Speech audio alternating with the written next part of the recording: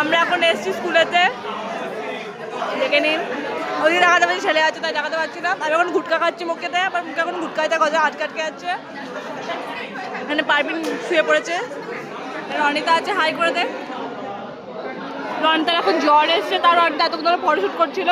আর এ হচ্ছে 1 নম্বরে ক্যাদরা নিবে, সব ছবি তুলে যায়। আজকে ব্লগটা এইটুকুই, আর আজকের মতো বিদায়।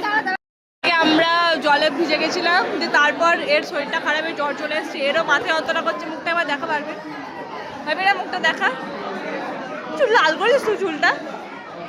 এর মেয়েটার জ্বর, ফোকাস নেই, এর জ্বর চলে এসছে। এর শরীর ঠিক আছে আর আমার শরীরও ঠিক আছে।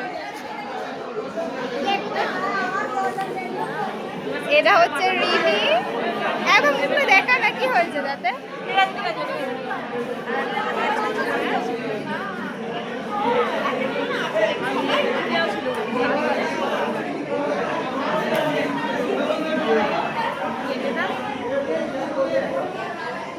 এই যে আগে